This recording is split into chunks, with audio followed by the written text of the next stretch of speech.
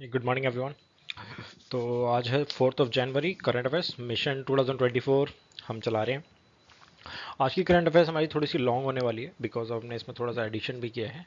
तो we are trying is this will work और not, तो उस पर भी चलते हैं। थोड़ा सा करंट अफेयर हमारे पास ब्रॉड है समझने के लिए, तो उसको एक बार समझने की कोशिश करते हैं।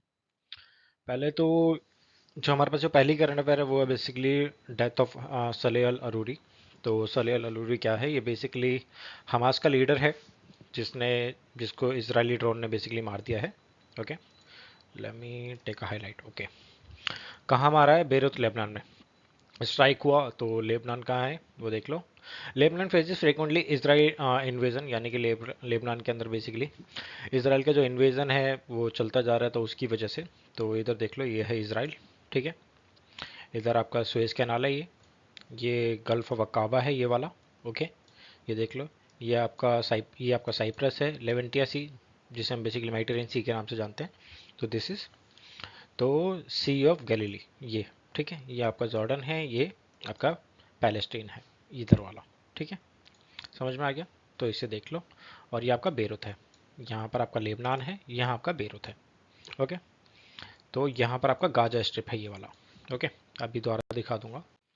अब सले अल अरूरी है क्या? इसने बेसिकली ज्वाइन किया हमास, एक टेररिस्ट ग्रुप है जो कि लेबनान और उस पूरे एरिया के अंदर, या फिर ये मिडल ईस्ट है, आप एक तरीके से कह सकते हो। वहाँ पर एक तरीके से काउंटर अटैक से सारी चीज़ें करता रहता है। तो हमास को ज्वाइन किया 1987 के अंदर। He was basically founder of West Bank headquarter. West Bank के अंदर हमास का जो हेडक्वार्टर है उसको फाउंड किया इसने।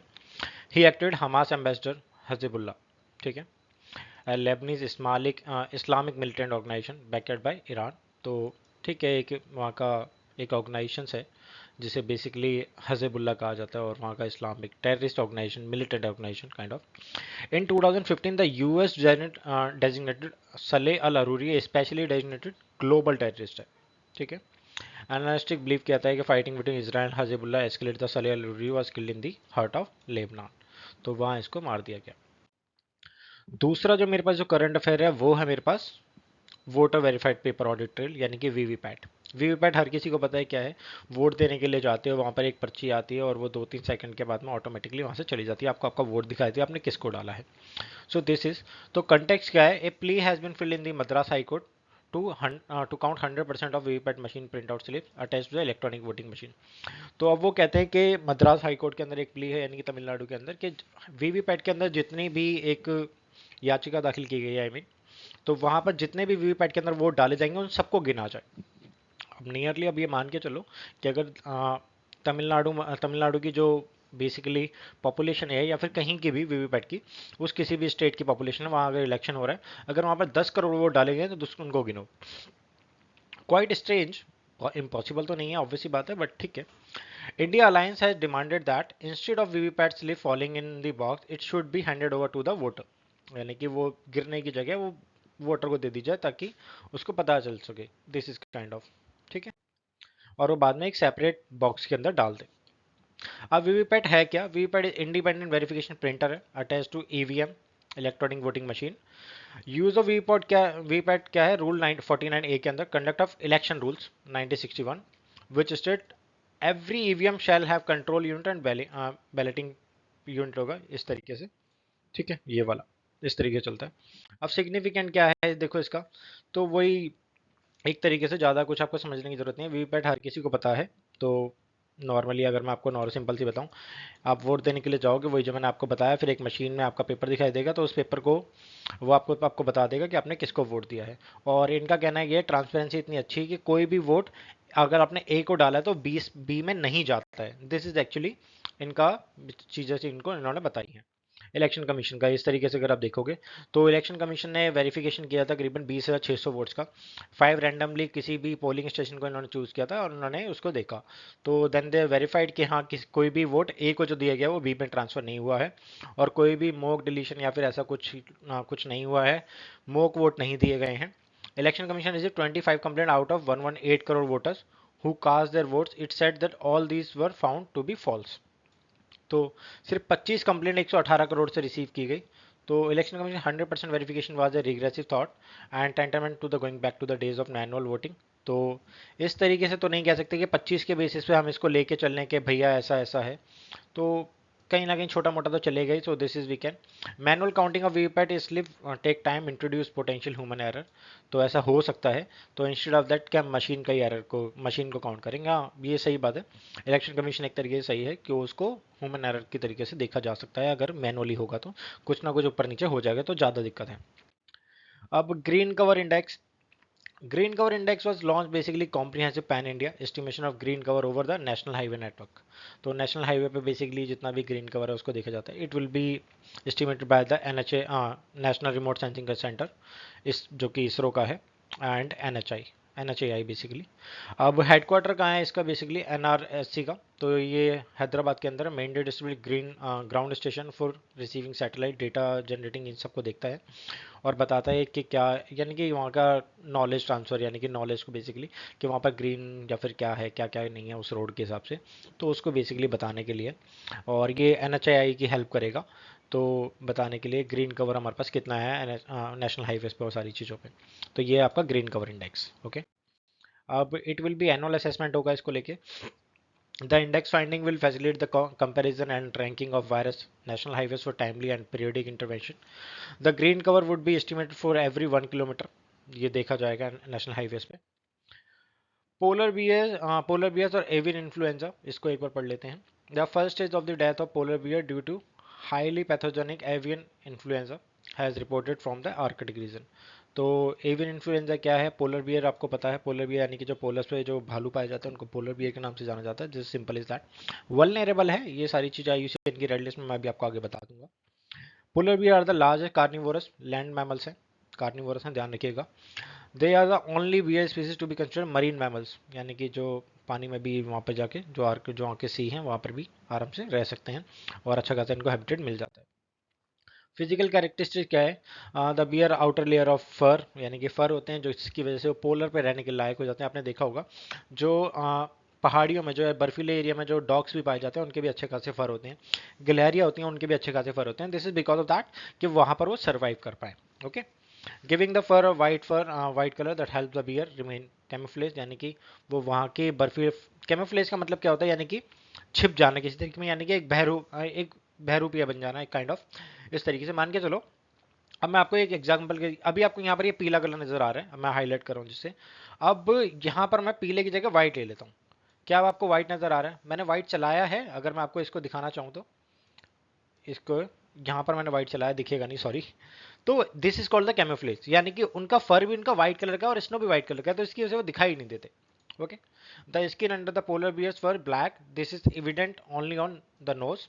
Polar bears also have thick layer of fat below the surface of the skin. तो ये सारी चीज़ें आपको उसके कैरेक्टरिस्टिक जानने की जरूरत है नहीं वैसे. डिस्ट्रीब्यूशन क्या है आपको ये कहाँ कहाँ पर पाए जाते हैं. This is actually north of Antarctic ocean north pole पे पाए जाएंगे. आर्कटिक सर्कल पे हडसन बे ऑफ जो कनाडा के पास है वहाँ पर है. अब सॉल्वर्ड ये आपको नहीं पता है तो ये आप ध्यान रखिएगा. यहाँ पर एक यहाँ पर एक ना एक ऐसा एरिया बना रखा है जिससे बेसिकली नाम याद नहीं आ रहा है मुझे अभी आपको उसका. वहाँ पर सारे बीज रखे गए हैं. ठीक है. और उन सारे बीजों को कयामत के दिन थे जिसे कयामत के दिन को क्या किया जाता है basically I don't remember right now. तो उस कयामत के दिन के लिए रख रखे हैं जिस दिन पूरी दुनिया में अकाल पड़ जाएगा तो यहाँ से बीज निकाले जाएंगे और उनको फिर उगाया जाएगा और फिर उनको बाद में डिस्ट्रीब्यूट किया जाएगा. उगाने के बाद उन्हीं को यूज़ किया जाएगा. ठीक है. मेरे जुबान पे तो है नाम but I don't remember right now. मेरे मुंह से निकल नहीं रहा है. I know. They are not found in Antarctic region. तो ये आपके लिए नोटेबल पॉइंट है तो आप इसको ध्यान रखिए कि ये अंटार्कटिक रीजन में तो नहीं पाए जाते. डाइट क्या है प्राइमरली रिंगर सील्स और वहाँ के जो वही है सारी चीज़. इसको डाइट से आपको मतलब नहीं है. इकोलॉजिकल सिग्निफिकेंस क्या है. पोलर बियर इन दी एपेक्स प्रीडेटर है विद इन द रेंज यानी कि प्रीडेटर माने जाते हैं. की स्टोन स्पीसीज है यानी कि यहाँ पर अगर पोलर बियर पाए गए तो यहाँ पर और क्या क्या पाया जा सकता है. That's called the key stone. For example के लिए मैं आपको बता दूँ. ओके. अगर आप मान के चलो आपको एक पहाड़ी पे हो. अभी आप रेगिस्तान में हो. फॉर एन एग्जाम्पल के लिए ये पूरा का पूरा एरिया रेगिस्तान है. की स्टोन क्या होता है एग्जाम्पल के तौर पर बता देता हूँ. आप यहाँ से आप चलते हुए आ रहे हो. जब आप यहाँ से चलते हुए आओगे तो अचानक ही आपको इस पूरे एरिया में रेत नजर आता था लेकिन ऑल ऑफ सडन आपको एक पेड़ नजर आ जाता है और धीरे धीरे फिर आपको कुछ और पेड़ नजर आते हैं. This is the basically sign of कि आपके आसपास पानी है. दिस पेड़ is called this tree is going to be called as keystone. Okay, तो यानी कि इस पेड़ की वजह से आपने माइंड में ये एजम्पशन बना ली कि यहाँ पर वो भी पाए जा सकते हैं, ठीक है। So this is called the key stone. तो ये आप समझ लीजिए, this basically comes under the environment. They keep population of seals in checks, thus maintaining the food chain and ecosystem health. So this is kind of keystone. Other features क्या है? Solitary animals except when maintaining female rising. This is ठीक है, doesn't matter for you. अब मैंने आपको बोला था conservation status IUCN के अंदर इसका बेसिकली वल्नरेबल है, और साइट्स के अंदर इनको अपेंडिक्स 2 के अंदर रखा गया है। सो दिस इज बेसिकली ये आपका नॉर्थ पोल है, यहाँ ग्रीनलैंड है, यहाँ पर ये पूरा का पूरा ये कनाडा है, अलास्का है, इन सारे रीजन्स के अंदर ये पाए जाते हैं। ओके, ध्यान रखिएगा। एवियन इन्फ्लुएंजा क्या है जिसकी वजह से इनकी डेथ हुई है? तो एवियन इन्फ्लुएंजा बर्ड फ्लू होता है, basically highly contagious viral infection होता है, यानी कि छूने से फैल जाता है, कंटेजियस है, दैट प्राइमरली अफेक्ट बर्ड्स। अब H5N1 avian influenza virus was first detected 1996 in China. H&N जो कि बेसिकली ध्यान रखिएगा H&N को चाइना से लिया गया है। बेसिकली हीमोग्लोबिन जो होता है और ये सारी जो प्रोटीन है ये कम पड़ जाती हैं, वायरस को बेसिकली इस तरीके से दिखते हैं। ओके, एंट्री एग्जिट ये सारी चीज़ें। और टाइप ए का है वायरस, बेसिकली बर्ड्स के थ्रू फैलता है, डोमेस्टिक पोल्ट्री, इन सारी चीज़ों की वजह से। ओके, माइग्रेटिंग वाटरफॉल क्या है बेसिकली ये देख लो आप, कुछ ज़्यादा मेरे को लग नहीं रहा आपको बताने के लिए। Most virus do not infect humans but two contagious H7N और H5N1, ये बेसिकली छूने से फैलते हैं।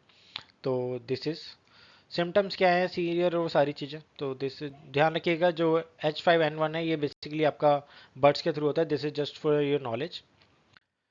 सेम उसी तरीके से क्या क्या है, जिस तरीके से देखो इसने एक मुर्गा हाथ में ले रखा है और इसने इसे छू रखा है, और इस तरीके से इसमें फैलेगा, फिर इससे इसमें फैलेगा, इससे दिस इज बेसिकली कंटेजियस है, ध्यान रखिएगा बस। ओके, तो अगला जो मेरे पास जो कंटेक्स्ट है वो है मेरे पास स्नो लिपर्ड के बारे में। Snow leopard has been declared the national symbol of Kyrgyzstan.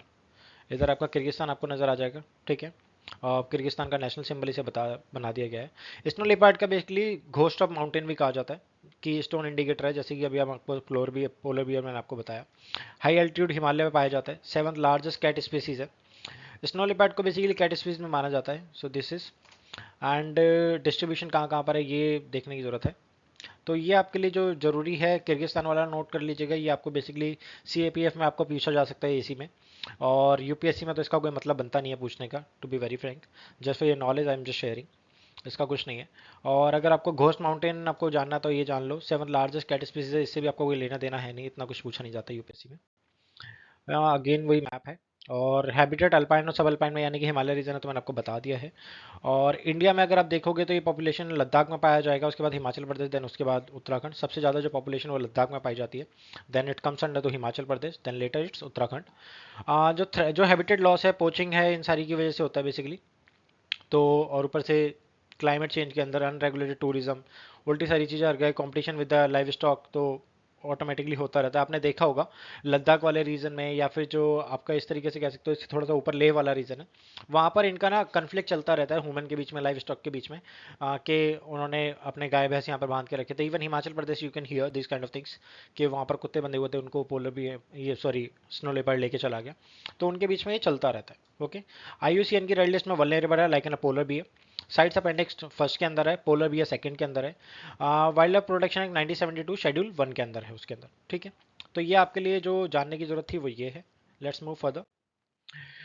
Memorandum of understanding between QCI and the KVIC। QCI क्या है? Quality council of India. KVIC क्या है? खादी विलेज इंडस्ट्रीज कमीशन, ठीक है। तो मेमोरेंडम ऑफ अंडरस्टैंडिंग क्या साइन हुआ ये देख लो, क्या है? QCI will ensure the quality of new khadi of new India products, promote global brand. यानी कि अब आपने देखा होगा कि दिल्ली के कनॉट प्लेस के अंदर इसका खादी विलेज का एक वो बना हुआ है, शोरूम है, तो वहाँ जाके आप जो भी प्रोडक्ट लोगे सारे के सारे खादी के मिलेंगे आपको। तो नाउ क्वालिटी काउंसिल जो है इसकी क्वालिटी के ऊपर ध्यान रखेगा, ताकि इसको एक ग्लोबल ब्रांड बनाया जा सके। अब QCI will assist KVIC in training, productivity, इन सारी चीज़ों, मार्केटेबिलिटी के ऊपर इनको असिस्ट करेगा, ताकि इसको एक ग्लोबल ब्रांड अच्छा खासा बनाया जा सके। KVIC क्या है? खादी विलेज इंडस्ट्रीज कमीशन, एक स्टैचुटरी बॉडी है, एक्ट ऑफ पार्लियामेंट के थ्रू बनाया गया है। स्टैचुरी ध्यान रखिएगा, दो तरीके की होती है, एक होती है ऑटोनोमस, एक होती है स्टैचुरी। स्टैचुरी बॉडी वो होती है जिनको एक्ट ऑफ पार्लियामेंट के थ्रू बनाया जाता है, और जो ऑटोनोमस होती हैं वो यानी कि खुद की एक बॉडी होती है, बाद में इनको ऑटोनोमस में ट्रांसफर किया जाता है कि इनके फैसले वो खुद ले सकती हैं। लेकिन अभी इनके खुद के जो फैसले हैं ये अपने आप नहीं लेंगे, इनको स्पेशली एक्ट ऑफ पार्लियामेंट या फिर इनको बाकी लोग असिस्ट करेंगे, तो उसके बाद ये डिसाइड करते हैं। इन अप्रैल 1957 it took over the work of the former all India khadi village industries board. तो 1957 में इसको तो इस तरीके से हुआ। तो दिस इज, आप उसका स्क्रीनशॉट आपने ले लिया है तो ले लीजिए, I can go back and वो मैं आपको दूं।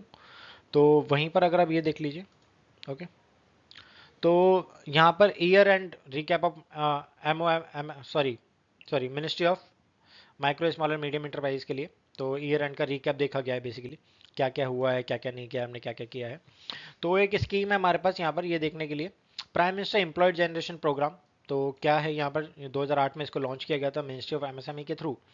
क्रेडिट लिंक सब्सिडी स्कीम है, basically provide employment opportunities by establishing micro enterprise non farmer sectors को।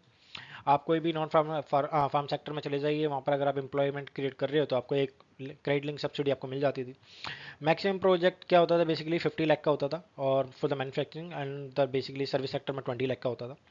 जियो टैगिंग की जाती थी, पीएमईजीपी की, unit of two day entrepreneurship development दिया जाता था, और सारी चीज़ें।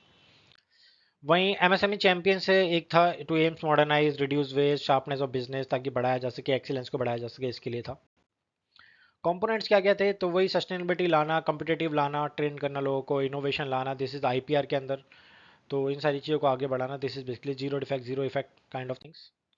चैंपियंस 2.0 पोर्टल 2023 में इसे लॉन्च किया गया था, an upgrade version of champions portal इसको लाया गया है। The portal enhance basically user friendliness, grievance solution, resolution है, बेसिकली टर्न अराउंड टाइम के अंदर एक टैटो दिया जाता है टू प्रमोट ई गवर्नेंस। तो दिस इज ई गवर्नेंस को बढ़ाने के लिए, गवर्नमेंट की चीज़ों को बढ़ाने के लिए इस पोर्टल को लाया गया था। Okay, contribution by MSME technology centres in space and defence sector. तो central tool room and training, basically इस तरीके से अगर आप देखोगे तो एक अच्छा खासा काइंड ऑफ थिंग्स। एक जस्ट अ मिनट, ओके। तो central tool room and training contribution by MSME technology centre space and defence sector के अंदर इसको बनाया गया था। भुवनेश्वर के अंदर manufacturing supplied precision components, Chandrayaan 3 के आदित्य एल 1 मिशन के जो कंपोनेंट्स है वो बनाए गए थे। Institute the design and electrical measuring, ये देखा जाता है मुंबई के अंदर है, basically manufacturing supplied guiding device use in assembly Chandrayaan 3।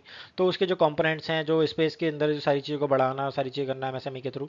तो चंद्रयान 3 के अंदर इनको आदित्य एल 1 के थ्रू, आदित्य एल 1 जो मिशन था उसके अंदर इनको कंपोनेंट्स प्रोवाइड करना, दिस इज बेसिकली ताकि एमएसएमई बढ़ सके और एक छोटे लेवल से भी इन सारी चीज़ों को एक बड़े लेवल में इनको सप्लाई दिया जा सके, काइंड ऑफ दिस।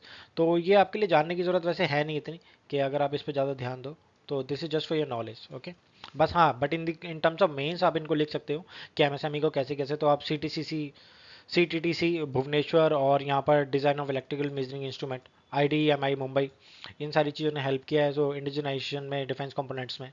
तो ठीक है, अब हमारे पास एक ये सॉरी करंट अफेयर है, इंटरनेशनलाइजेशन ऑफ रुपी। तो रुपी का इंटरनेशनलाइजेशन का मतलब क्या है, कि अभी आपने देखा होगा रशिया के अंदर इंडियन रुपी चल रहा था, बट अभी इतना ज़्यादा इफेक्टिव नहीं है, उस टाइम पे अभी बीच में हो गया था, बट राइट नाउ नहीं है, कुछ कंट्रियों में अभी ठीक है। तो बेसिकली इंटरनेशनलाइजेशन का मतलब क्या होगा रुपी का, कि आप किसी कंट्री में जाओगे, वहाँ पर यूएस डॉलर या फिर चाइनीज करेंसी के अलावा, यमन का और बाकी करेंसीज के अलावा, तो आप रुपी को भी आप यूज़ कर पाएंगे। ठीक है, अभी आपके पास जापान जापान का है, आपके पास बाकी यूएस डॉलर्स है, तो ये सारी चीज़ चलती है, 5 करेंसी हैं। तो India recently made payment in Indian rupee to UAE for crude oil imports. तो दिस इज बेसिकली बेटर है हमारी चीज़ों के लिए, ताकि हम इन चीज़ों पर ध्यान दे रहे हैं। Internet increase of use of the rupee in cross border transaction, अगर ऐसा होता तो बढ़िया होगा, इंपोर्ट एक्सपोर्ट में हमारे लिए बढ़िया होगा, ट्रेड बढ़ेगा, कैपिटल ट्रांजेक्शन बढ़ेगी। तो further opening for the currency settlement, strong currency swap होगा फॉरेक्स मार्केट के अंदर, full convertibility of currency of capital market. ध्यान रखिएगा पूंजी खाता जो कन्वर्टेबिलिटी है वो भी बहुत कम है, यानी कि ना के बराबर ही होता है। Cross border transfer funds without any restriction, तो ये भी ज़्यादा बेटर रहेगा हमारे पास, तो ऑप्शन हमारे पास बढ़ेंगे। ठीक है, कैपिटल अकाउंट ट्रांजेक्शन और करंट अकाउंट ट्रांजेक्शन देखो, alters the assets liabilities including contingent liabilities outside India of persons resident India, alters assets liabilities in India person residents outside India। तो ये बेसिकली कैपिटल जो account होता है ये अच्छा खासा होता है, तो बेटर करता है। करंट अकाउंट तो आपको पता ही है। देखो करंट अकाउंट कैपिटल अकाउंट में देखो सिंपल सा फर्क बताता हूँ। करंट अकाउंट वो होता है जिसमें आपके डेली बेसिस की सारी चीज़ चल जाती है, ठीक है। जिसमें एक बैंक के अंदर भी होता है एक करंट अकाउंट, एक होता है सेविंग अकाउंट। तो करंट अकाउंट में क्या होता है बेसिकली, वो बिजनेसमैन के लिए और बाकी सारी चीज़ों के लिए होता है जो बिजनेस करते हैं, उस पर आपको कोई इंटरेस्ट नहीं मिलता, कुछ नहीं मिलता, और ऊपर से आपको पे और करना पड़ता है आपके अकाउंट को मेंटेन करने के लिए बैंक को। ठीक है। सेम अगर इंडिया लेवल पर या फिर एक कंट्री लेवल पर करंट अकाउंट की बात करें तो इसमें आपको जितना ही बिजनेस का सारी चीज़ों का लेन देन ये सारी चीज़ें चल रहा होता है, ये है। कैपिटल अकाउंट बेसिकली लाइबिलिटीज़ को और बाकी सारी चीज़ों को, आपका एसेट्स को, इन सारी चीज़ों को देखा जाता है। ठीक है। अब यहाँ अगर आप देखोगे initiative toward the internationalisation of रूपी, तो ट्रेड सेटलमेंट होगा countries like Nepal, Bhutan, Iran. International settlement of trade Indian rupee with special vostro account. Vostro account basically इन्हीं सारी चीज़ों के लिए होता है ताकि आप ट्रेड को सेटलमेंट कर पाएं। करेंसी स्वैप होगा सार के यूएई ब्रिक्स के अंदर, तो बस इशू ऑफ मसाला बॉन्ड्स होगा जो कि इंडियन रूपी में होगा, तो this is also good. Vostro account is account bank hold behalf of the another bank based on the different currency. तो वॉस्त्रो अकाउंट इसी वजह से खोला जाता है, this is just for your knowledge, कि आपका जो इंटरनेट जो ट्रेड्स है उसको सेटलमेंट किया जा सकता है, दूसरी बैंकों में खोला जाता है। ठीक है। एडवांटेज ऑफ रूपी इंटरनेशनलाइजेशन क्या होगा, reduce the cost of doing business. तो हमें इसके बदले में फॉर एन एग्जांपल के लिए, अभी की डेट में अगर आपने यूएसए से अगर आप बिजनेस कर रहे हो और यूएसए से बिजनेस करने के टाइम पे आपको उनको यूएस डॉलर में ही पेमेंट करना पड़ेगा, और यूएस डॉलर में पे करना पड़ेगा, तो इंडियन रुपी मान के चलो भी $1 का 80 है, तो उसके चक्कर में आपको ज़्यादा कई बार पे आपको पेमेंट ज़्यादा करना पड़ता है। जब इंडियन रुपीज़ में होगा तो इंडियन रुपीज़ में आपको इतनी ज़्यादा जरूरत पड़ेगी नहीं, और आपका इवन रिड्यूस ऑफ कॉस्ट भी हो जाएगा। आपको डॉलर भी खरीदना पड़ेगा, डॉलर आपको महंगे सस्ते में आपको मिलता है, इधर उधर से भी आता है, तो दिस इज ऑल्सो हमारी इंडिया की जो इकोनॉमी है उसको गिरा देता है। बाकी कंट्रियों के साथ में हमें जो इंटरनेशनल जो रुपीज़ होते हैं वो पे करना पड़ता है, तो that would be good. Reduce the need of holding foreign exchange, मैं आपको वैसे ही बताया अभी इसी तरीके से, तो आपके पास डॉलर्स की आपको जरूरत पड़ेगी नहीं। लेस वल्नरेबल होगी मार्केट, एक्सटर्नल शॉक्स बढ़ेगा, इंप्रूव बार्गेनिंग पावर इंडिया की बढ़ेगी, हेल्प सर्कमस्टेंस सेक्शन जो बढ़ेंगे हमारे पास, तो इंडिया, रशिया, ईरान के साथ में रिजल्ट ऑफ क्विक सेटलमेंट बढ़ेगा। ठीक है। अब फॉर एन एग्जांपल के लिए अगर मैं आपको एग्जांपल के तौर पर बताऊं क्विक सेटलमेंट क्या है, इंडिया अभी रशिया के साथ में बिजनेस कर रहा है, रशिया कह रहा है नहीं मुझे डॉलर्स में, मुझे रशिया कहता है कि मुझे डॉलर्स में चाहिए। अगर रुपी में भी सेटलमेंट हो रहा है तो इंडिया विल से कि आप एक काम करो, डॉलर्स में आपको चाहिए तो एक महीना या दो डेढ़ दो एक महीना, 2 महीने, 4 महीने लगेंगे, लेकिन अगर आपको रुपये में चाहिए within 5 days we will do that. तो इजीली वो कर सकते हैं। सो दिस इज एक्चुअली वहीं चैलेंजेस, जो चैलेंजेस एसोसिएटेड है, वॉलेटिलिटी, जो वॉलेटिलिटी है वो बढ़ेगी, rupees exchange rate in the initial stage वो हो गया, एक्सटर्नल शॉक्स बढ़ेंगे, rupees not fully convertible right now, तो हर जगह नहीं है, foreign traders face limitations required, तो हर जगह तो नहीं हो सकता है, तो this is basically the issues. जो हमारे पास अगला करंट अफेयर है वो बेसिकली स्किल्स ऑन व्हील्स है। Skill on wheels programme was launch basically recently, अभी कुछ टाइम पहले ही हुआ है, नेशनल एनएसडीसी के थ्रू एंड इंडस्ट्रियल बैंक, इन दोनों ने बेसिकली इसको लॉन्च किया है। तो होगा क्या इसके अंदर, over 5 years it will train 6 lakh, basically जो रूरल्स होंगे उनको ट्रेल किया जाएगा, टेक इंडस्ट्री रिलेवेंट स्किल, उनको स्किल्स दी जाएगी एंड उनको मार्केट के अंदर लिया जाएगा, जो कि बेसिकली स्किल मिशन के अंदर है, कस्टमाइज बस और ये सारे रोटिफाइड टूल्स, ये सारी चीज़ों के अंदर, यानी कि एक तरीके से उनको एक हुनर दिया जाएगा। ओके। अब वहीं अगर आप इसे देखोगे तो एनएसडीसी क्या है, not for profit public limited company incorporated हुई थी जो कि 2008 के अंदर, नॉट फॉर प्रॉफिट है ये ध्यान रखिएगा, मिनिस्ट्री ऑफ फाइनेंस के अंदर आती है, ये ध्यान रखने की जरूरत है। PPP, sorry, public private partnership के ऊपर काम करती है, पीपीपी के ऊपर, and government of India through MSD ministry of education and skill development entrepreneurship holds 49% of share, तो ध्यान रखिएगा 51% इसका है और 49% गवर्नमेंट का है। So this is private sector hold basically 51%, तो ये प्राइवेट सेक्टर एंटिटी इस वजह से कही जाती है। It aims promote skill development by creating profit for profit vacation. ठीक है। तो वोकेशनल जो ट्रेनिंग दी जाती है उसके थ्रू। ग्रेट इंडिया क्या है, great India day was celebrated recently, तो great India was separated from power grid in 2017, great India को और इसको दोनों को सेपरेट कर दिया गया था 2017 में, as central public sector enterprise के अंदर, मिनिस्ट्री ऑफ पावर के अंदर था। Grid India entrusted with the crucial responsibility for ensuring integrated operation of the electricity grid in reliable, efficiency, secure manner. तो ठीक है, ज़्यादा कुछ जरूरी नहीं है, छोड़ दो। Postpone of Indian science Congress, इसका पोस्टपोन कर दिया गया है। इंडियन साइंस कांग्रेस क्या है, department of science withdraw from the funding of organisation of 109th Indian science congress, allegation of irregularities, तो डिपार्टमेंट ऑफ साइंस ने इसने पीछे हट चुकी है इसके फंडिंग देने से, ये सारी चीज़ें। 109वीं एडिशन था जो कि आईएससी का was initially meant to be hosted by Lucknow university and the global perspective science and technology को सस्टेनेबल करने के लिए इन सारी चीज़ों को चलाया जाता है। तो वही सारी चीज़ें हैं। तो किसके अंदर आता है, department of science and technology के अंदर आता है, ये हमने बता दिया। एनुअल बेसिस पे होती है। पार्टिसिपेशन कौन कौन सी इंडस्ट्रीज करती हैं, सॉरी डिपार्टमेंट्स करते हैं, ये हैं। The prime minister always इनोग्रेट ISC, हमेशा करते हैं। एक्सेप्ट 2 ईयर्स, जो कि कोविड की वजह से ये नहीं होती 2021-22 में। Indian science congress has been held every year since 1914, 1914 से होती है। 108वीं जो हुई थी वो नागपुर में हुई थी 2023 के अंदर। अब 2000 अब होनी थी, हुई नहीं इस बारी, ठीक है, ध्यान रखिए। तो इसके फाउंडर ब्रिटिश केमिस्ट थे, जो कि professor JL Simonsen and professor PS McMahon. तो इन्होंने किया था, 1914 में हुआ था, premises of Asiatic society Calcutta, इनकी अंडर देखा जाता था। सैटेलाइट बेस्ड इंटरनेट कनेक्टिविटी, तो SpaceX launch first direct to cell Starlink satellite. तो ध्यान रखिए, कनेक्टिविटी का मतलब है कि इंटरनेट कनेक्टिविटी आपको प्रोवाइड करना, बेटर करना। Satellite based internet connectivity refers to the use of artificial satellite position to the space for facilitate communication over long distance, ठीक है। अभी फॉर एन एग्जाम्पल के लिए मान के चलो ये आपका सैटेलाइट है, अब ये सिर्फ यहाँ तक जा रहा है, अब फिर यहाँ पर ही बना रखा है, ये यहाँ से लेके ये यहाँ तक कवर करेगा, ये सैटेलाइट है, ये सैटेलाइट है। बट स्पेस से एक सैटेलाइट लेके आया, this will be like cover whole like this, okay, ये लंबा कवर करेगा। So this is kind of thing, simple as that, okay. तो देख लो, अब वर्किंग मैकेनिज्म क्या है। Satellite communication works using satellite to relay signals between 2 points, तो उसके ऊपर काम करता है। Placed orbit around the earth, they act as a mediator between 2 points, kind of things. When a signal sent from one point to satellite, the satellite amplifies signals transmit the other point. तो simple इस तरीके से देखना चाहो तो देख लो। तो ये है, एक मैकेनिज्म दे रखा है, ये सैटेलाइट है, इसने इसको कनेक्टिविटी, इसने इसको कनेक्टिविटी दी, इसने इसको दी, और इसने फिर इधर राउटर को दी, राउटर ने लैपटॉप इन सबको दी। सो दिस इज बेसिकली ये है यूजर टर्मिनल, ये है ग्राउंड स्टेशन। तो इस तरीके से काम करता है, ठीक है। ये रिमोट साइट है एक तरह काइंड ऑफ, इस तरीके से। तो ये सैटेलाइट का अब बेनिफिट क्या है, ग्लोबल कवरेज बढ़ेगा, स्केलेबिलिटी बढ़ेगी, ठीक है, और सिक्योरिटी बढ़ेगा, रिलायबल कम्युनिकेशन बढ़ेगी, लो लेटेंसी होगी, this is kind of things. Challenges associated क्या है, तो हाई कॉस्ट होता है इसका, रिस्क ऑफ डेब्रिस होता है, यानी कि वहाँ पर अगर टूट गई तो फिर स्पेस के अंदर ये सारा डेब्रिस ज़्यादा पड़ा रहता है। तो सिग्नल इंटरफेरेंस होता है कई बारी वेदर की वजह से, लेटेंसी बढ़ती है, लिमिटेड बैंडविड्थ होती है, कवरेज गैप्स होते हैं। तो आप इसका सिर्फ स्क्रीनशॉट ले लो, दैट्स इनफ, इससे ज़्यादा ज़रूरत नहीं है।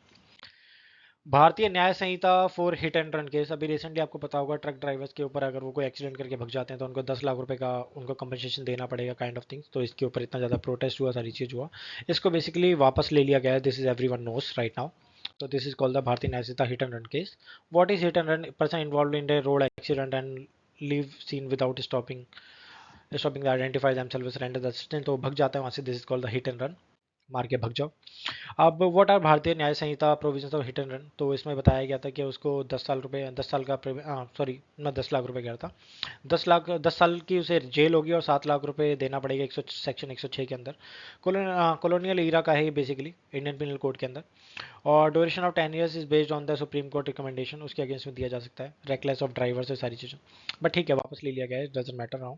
What are truck unions protesting, तो क्यों कर रहे हैं ये सारी चीज़ें, सॉल्यूशन क्या है, तो डजेंट मैटर, छोड़ दो। रिवर्स फ्लिप क्या है, तो reverse flip basically several well founded startups including pine labs, उड़ान, उड़ान आपने देखा होगा बेसिकली, उड़ान का मैं आपको, पाइन लैब्स के बारे में मुझे इतना पता नहीं है, पर उड़ान के बारे में मेरे को पता है, तो मैं बता देता हूँ।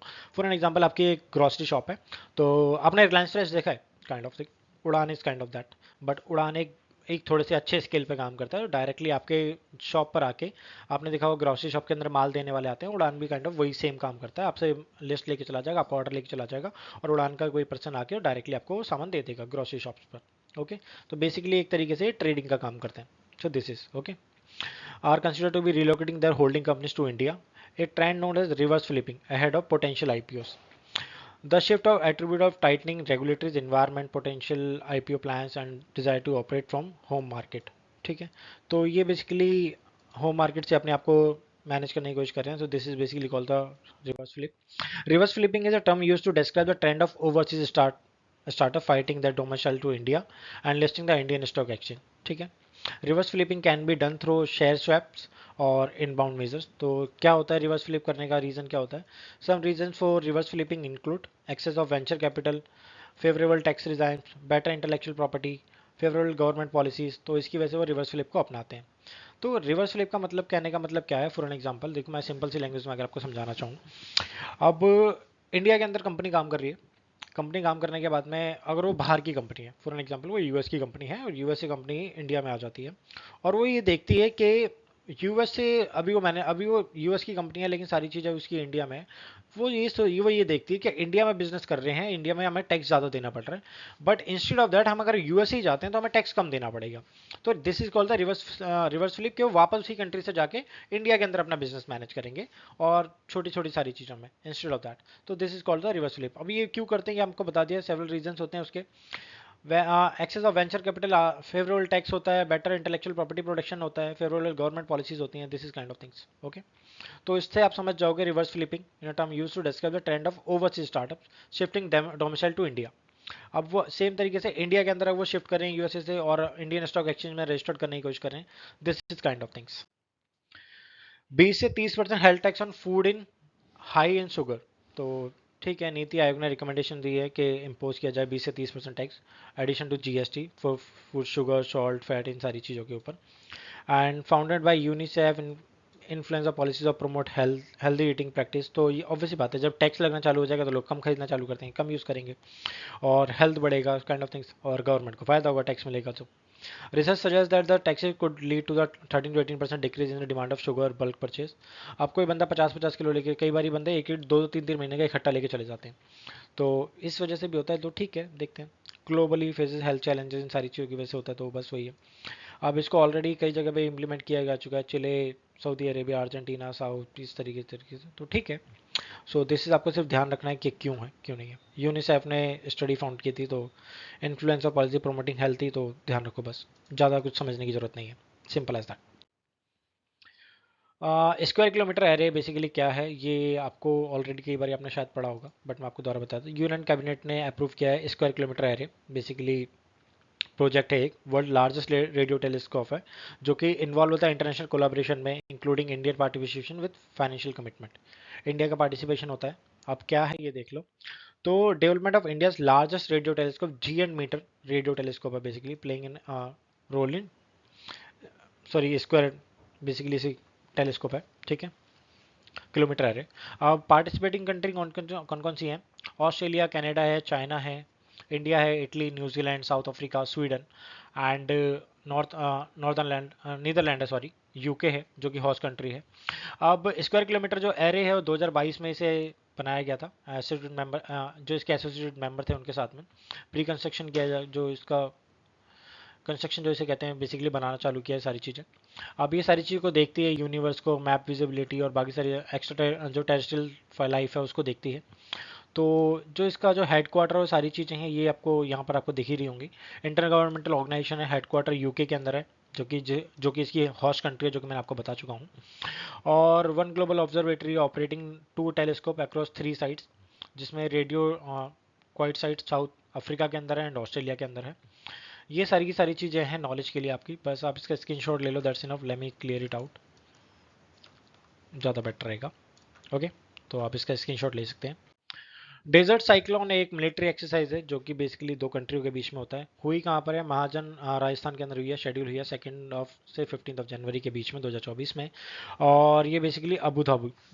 तो India has also been regular participant in binary international defence exhibition IDEX in Abu Dhabi. ध्यान रखिएगा, इंडिया और यूएई की है। ओके, समझने के लिए आईडेक्स का इंडिया पार्टनरशिप है। तो ये साइक्लोन क्यों हो, ये डेजर्ट साइक्लोन मिलिट्री एक्सरसाइज क्यों होती है? Basically air exercise, desert flag और बाकी सारी चीज़ों, यानी कि लड़ने के लिए, बाहर की सारी चीज़ों के लिए, निपटने के लिए, टेररिज्म से, इन सारी चीज़ों के लिए। That's it. Kalpakkam atomic power station जो कि तमिलनाडु के अंदर है। तो क्या है बेसिकली, पीएम ने डेडिकेटेड एक नेशन इंडिजिनस ने डेवलप किया है। तो इस सारी चीज़ों, नेशन दैट मीन्स नेशन की बात नहीं कर रहा हूँ। सो दिस इज़ सिंपल, छोड़ो, सिर्फ इतना जानने की कोशिश करो कि कलपक्कम कहाँ पर है। कलपक्कम एक एटॉमिक पावर स्टेशन है जो कि तमिलनाडु के अंदर है। इससे ज़्यादा कुछ नहीं, बाकी आप स्क्रीनशॉट ले लो। अब अगर ये जानना है तो ये देख लो, demonstration of fast reactor fuel processing plant बनाया है जो कि कलपक्कम के अंदर है। Well reprocess spent fuel from the fast breeder reactor है। तो दिस इज सिंपल है। FBR क्या है? Fast breeder reactor, a type of nuclear reactor that uses fast neutrons to cause the fusion of uranium 238, unlike conventional nuclear reactors use slow neutrons. So the term of breeder refers to the ability of reactor to produce more fissile material than they consume. तो उससे ज़्यादा बढ़िया काम करने के लिए this is best basically called the FER। तो ये देख लो अभी कहाँ कहाँ पर है। पोखरा हमारे पास राजस्थान के अंदर है, राजस्थान ये वाला बनाया हुआ है। नरोरा यूपी के अंदर है। काकड़ापाड़ा गुजरात के अंदर है। ये एक तारापुर है जो कि आपको पता ही है महाराष्ट्र के अंदर है। कैगा कर्नाटक के अंदर है। कलपक्कम तमिलनाडु के अंदर है। ठीक है, ये आपको ध्यान रखने की जरूरत है।